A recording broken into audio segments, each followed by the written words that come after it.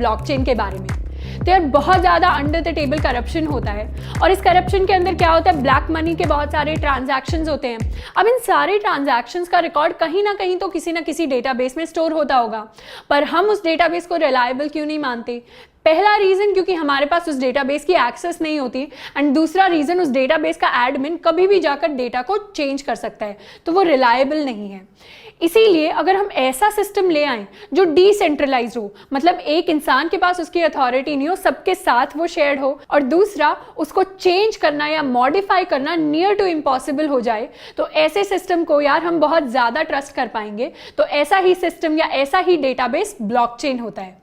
Blockchain यार 1990s में आया था जब इसकी रिसर्च शुरू हुई थी, बट एक्चुअली इंप्लीमेंट हुआ था 2009 में। 2009 में यार सतोशी नाकामोटो नाम के एक एनोनिमस डेवलपर ने बनाया था बिटकॉइन को ब्लॉकचेन की हेल्प से। तो तभी से जो क्रिप्टो करेंसी का बूम है वो वर्ल्ड में आया था।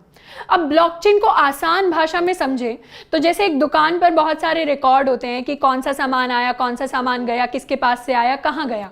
तो इस रिकॉर्ड्स की सारी किताब को हम लेजर या बही खाता कहते हैं। तो ब्लॉकचेन वही बही खाता है, और उसका हर एक सिंगल रिकॉर्ड एक सिंगल ब्लॉक है। अब ब्लॉकचेन है ब्लॉक्स का चेन, मतलब इन रिकॉर्ड्स का चेन। अब एक सिंगल ब्लॉक की बात करें तो इस ब्लॉक के अंदर कुछ कुछ इंफॉर्मेशन या डेटा स्टोर होता है। पहली चीज जो स्टोर होती है ब्लॉक के अंदर वो होती है रेलेवेंट इन्फॉर्मेशन।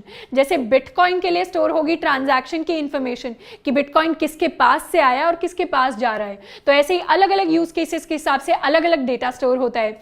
दूसरी चीज जो स्टोर होती है ब्लॉक के अंदर वो होता है हैश। अब हैश को हम एक यूनिक फिंगरप्रिंट की तरह समझ सकते हैं। तो जैसे हम आधार कार्ड के लिए अपने बायोमेट्रिक्स देते हैं एंड उसके बाद हमें एक आधार नंबर मिलता है, वैसे ही ब्लॉकचेन के अंदर जो भी डेटा ब्लॉक के अंदर स्टोर करा रहे हैं उसके हिसाब से एक यूनिक कोड यानी हैश जनरेट होता है। अब तीसरी इंफॉर्मेशन जो ब्लॉक में स्टोर होती है वो होता है प्रीवियस ब्लॉक का हैश।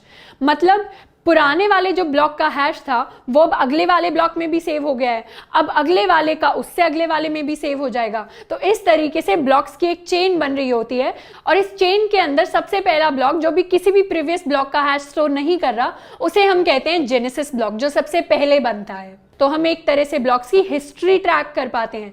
इसीलिए इंफॉर्मेशन को ट्रैक करना आसान हो रहा है, सारी इंफॉर्मेशन को यूनिक रखना आसान हो रहा है, उसके साथ छेड़खानी करना मुश्किल हो रहा है।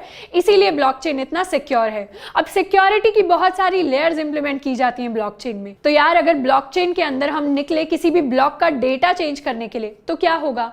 पहली बात तो जैसे ही हम उसका डेटा चेंज करेंगे वैसे ही उसका हैश चेंज हो जाएगा।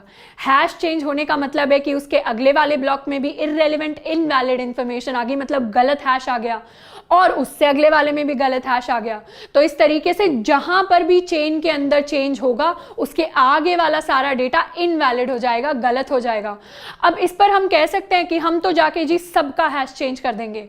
तो अगर आप सबका हैश चेंज करने निकलोगे तो उसके अंदर टाइम इतना ज़्यादा लग रहा होगा कि हम सोच नहीं सकते। बिटकॉइन में एक ब्लॉक का हैश चेंज करने में 10 मिनट लग जाते हैं। तो अगर 1 करोड़ ब्लॉक्स हैं तो 200 साल लग रहे होंगे हमें सारे ब्लॉक्स का हैश चेंज करने में। तो यार ये टाइम वाली चीज इंप्लीमेंट होती है प्रूफ ऑफ वर्क नाम के एक कॉन्सेप्ट से। अब प्रूफ ऑफ वर्क का मतलब है कि आपको प्रूव करना पड़ेगा कि आपने कम से कम इतना यानी 10 मिनट का टाइम लगाया है उस ब्लॉकचेन में वो चेंज लाने में।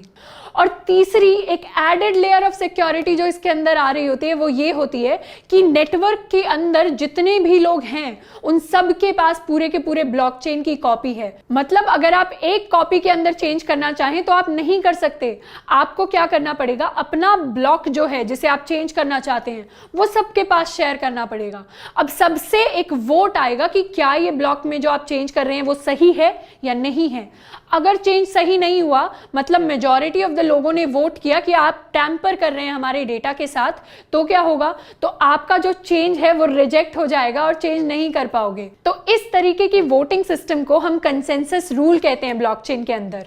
तो अगर आपको कोई भी नया डेटा ऐड करना है, नया ब्लॉक ऐड करना है, तो भी पहले आप 10 मिनट लगाकर उसको क्रिएट करोगे, उसके बाद सारे नेटवर्क में आप उसको शेयर करोगे, एंड जब मेजॉरिटी लोग बोलेंगे कि ये नया चेंज सही है तभी वो ब्लॉकचेन के अंदर ऐड कर रहा होगा। तो इस तरीके से यार अगर आपको ब्लॉकचेन को हार्म कर रहे हैं तो पहले तो आपको बहुत सारा टाइम लगाना पड़ेगा हैश चेंज करने में, और दूसरा आपको more than 50% of the network को ओन करना पड़ेगा मेजॉरिटी वोट के लिए। तो यार ब्लॉकचेन बहुत सारी डोमेन्स में आजकल यूज हो रहा है। सबसे बूमिंग जो डोमेन है वो है क्रिप्टो करेंसी की डोमेन।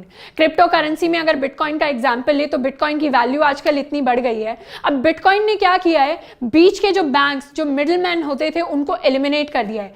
पहले अगर इंडिया से यूएसए मुझे पैसा भेजना होता था तो हम यहाँ से रुपये भेजते थे, बैंक के पास वो जाता था, बैंक उसको डॉलर में कन्वर्ट करके यूएस भेज देता था और अपनी कुछ बीच में फी चार्ज कर लेता था।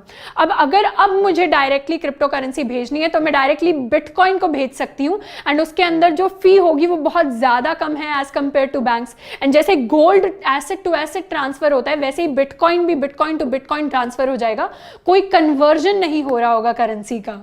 उसके अलावा जो यूज केसेस आते हैं यार, वो होते हैं रियल एस्टेट की डोमेन में, जहां पर नोटरी का काम आजकल ब्लॉकचेन की हेल्प से हो रहा है। तो जो भी रियल एस्टेट के बाइंग सेलिंग के रिकॉर्ड्स हैं वो सारे ब्लॉकचेन में स्टोर हो जाते हैं, और इससे हम हिस्ट्री भी ट्रैक कर सकते हैं उस पर्टिकुलर रियल एस्टेट प्रॉपर्टी की। तीसरा जो यूज केस है यार, वो हॉस्पिटल मैनेजमेंट सिस्टम्स में है, जहां पेशेंट के रिकॉर्ड जो है वो स्टोर होते हैं ब्लॉकचेन के अंदर। तो डॉक्टर्स जो है रेलेवेंट इन्फॉर्मेशन को एक्सेस कर पाते हैं एंड पेशेंट्स का डेटा भी सिक्योर रहता है। तो यार हम ब्लॉकचेन्स का यूज कर सकते हैं प्रोजेक्ट्स के लिए, स्टार्टअप्स के लिए, बिजनेसेस के लिए। तो या तो हम शुरुआत से स्क्रैच से अपने लिए ब्लॉकचेन इंप्लीमेंट कर सकते हैं किसी लैंग्वेज को यूज करके, या फिर ऐसी ब्लॉकचेन्स एग्जिस्ट करती हैं जिनका हम यूज कर सकते हैं कोड की हेल्प से। तो इन ब्लॉकचेन्स के अंदर स्मार्ट कॉन्ट्रैक्ट नाम की चीज होती है। स्मार्ट कॉन्ट्रैक्ट्स को हम रियल कॉन्ट्रैक्ट्स की तरह समझ सकते हैं, बस वो पूरा का पूरा कन्वर्ट होकर डिजिटल फॉर्म में आ गया है। आसान भाषा में बोले तो एक कोड की तरह है जो डिफाइन करेगा कि लेन देन जो होना है डेटा का वो किस तरीके से होना है। तो ब्लॉकचेन के अंदर आप ये कोड डाल देंगे एंड उसके बाद जितना भी आपका डेटा ट्रांसफर होगा वो उस कोड के थ्रू, उस एल्गोरिथम के थ्रू होता है।